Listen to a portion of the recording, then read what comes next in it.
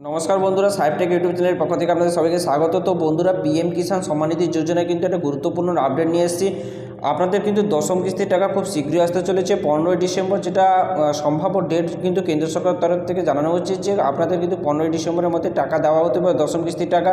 তো আপনারা কারা এই টাকা পাবেন? তো আপনাদের যদি পেমেন্ট প্রসেস অর্থাৎ পেমেন্ট স্ট্যাটাস যদি এফটিও বা আরএফটি থাকে বা পেমেন্ট পেন্ডিং বা পেমেন্ট প্রসেস অপশান থাকে, তো আপনারা এর মানেগুলো কী কী এবং এর মানে কি সমস্ত কিছু তথ্য এই ভিডিওর মাধ্যমে জানাবো। তো অবশ্যই ভিডিওটির সঙ্গে থাকুন। যদি ভিডিওটি ভালো লাগে অবশ্যই একটা লাইক করবেন এবং চ্যানেলটিকে সাবস্ক্রাইব করবেন।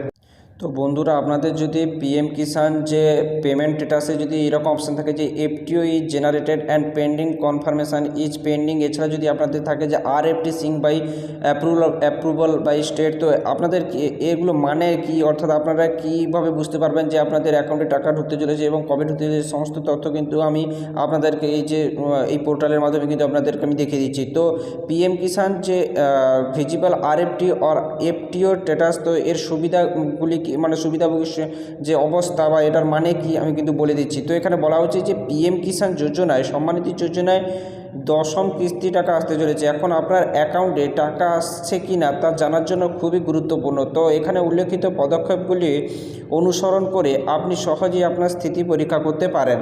তো নয়াদিল্লি থেকে বলা হচ্ছে যে প্রধানমন্ত্রী কিষাণ সম্মান নিধি যোজনার অধীনে কৃষকদের অ্যাকাউন্টে শীঘ্রই দশম কিস্তির টাকা কিন্তু আসছে। কৃষি মন্ত্রক 15ই ডিসেম্বর কৃষকদের অ্যাকাউন্টে অর্থ স্থানান্তর করতে পারে। এমনই কিন্তু পরিস্থিতিতে আপনার অ্যাকাউন্টে টাকা আসছে কিনা তা জানা আপনার জন্য খুবই গুরুত্বপূর্ণ। এখানে উল্লেখিত পদক্ষেপগুলি অনুসরণ করে আপনি সহজেই আপনার স্থিতি পরীক্ষা করতে পারেন। তো এই অবস্থা কি আপনার অ্যাকাউন্ট দেখাচ্ছে?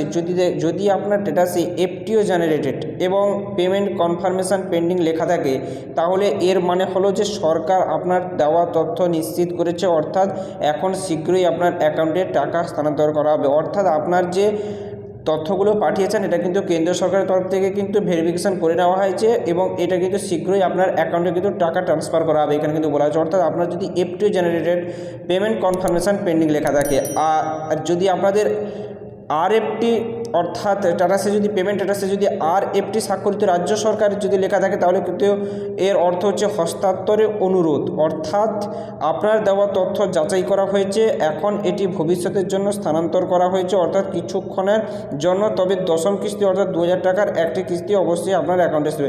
অর্থাৎ বন্ধুরা, আপনাদের যদি RFT sign by approval state যদি এইরকম কিছু দেখায়, তো আপনারা কিন্তু অবশ্যই কিন্তু টাকা পাবেন। তো এটা কিন্তু রাজ্য সরকারের তরফ থেকে সমস্ত কিছু তথ্য আপনার ভেরিফিকেশান করে দেওয়া হয়েছে এবং কেন্দ্র সরকারের পোর্টালে কিন্তু অনুরোধ জানানো হয়েছে আপনার পেমেন্টটা দেওয়ার জন্য। তো আশা করি আপনারা বুঝতে পেরেছেন যে আরএফটি এবং এফটিও সিং মানে ব্যাপারটা কি, তো মানেটা কি। তো এছাড়া কিন্তু কিভাবে টাকা স্থানান্তর করা, এখানে বলা হচ্ছে যে প্রধানমন্ত্রী কিষাণ যোজনার আওতায় কৃষকদের অনলাইনে আবেদন করতে হবে। প্রথম স্টেপ। দ্বিতীয় স্টেপে বলা হচ্ছে রাজ্য সরকার সেই আবেদন আপনার রাজস্ব রেকর্ড এবং আধার নম্বর, ব্যাঙ্ক অ্যাকাউন্ট সমস্ত নম্বর কিন্তু যাচাই করে এবং রাজ্য সরকার আপনার ব্যাঙ্ক অ্যাকাউন্ট যাচাই না করা পর্যন্ত কিন্তু টাকা আসে না। অর্থাৎ যেটা বলা হচ্ছে যে পিএমএস ব্যাঙ্ক, সেটা কিন্তু আপনার যতক্ষণ না ভেরিফিকেশান হচ্ছে ততক্ষণ কিন্তু আপনার টাকা আসবে না। তো রাজ্য সরকার অ্যাকাউন্টে যাচাই করার সাথে সাথে কিন্তু আপনার এফটিও তৈরি হয়, অর্থাৎ আরএফটি তৈরি হয় এবং আরএফটি হওয়ার পর কিন্তু এফটিও জেনারেটেড হয় এবং এফটিও জেনারেটেড হওয়ার পর কিন্তু আপনার পেমেন্ট স্ট্যাটাস কিন্তু প্রসেসিং শুরু হয়ে যায়। তো অর্থাৎ এরপরে আপনার আবেদন গ্রহণ হয়, তারপর কেন্দ্র সরকার অ্যাকাউন্টে টাকা ট্রান্সফার করে।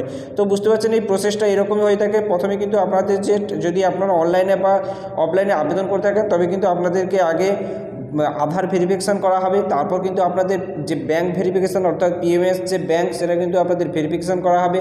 তারপরে আপনাদের কিন্তু যদি আপনাদের সমস্ত কিছু ঠিকঠাক থাকে, তাহলে কিন্তু তারপরে আরএফটি হবে।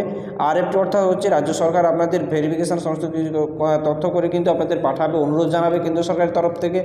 তো তারপর কিন্তু এফটিও জেনারেট হবে, তারপর কিন্তু আপনাদের পেমেন্ট প্রসেসিং শুরু হবে।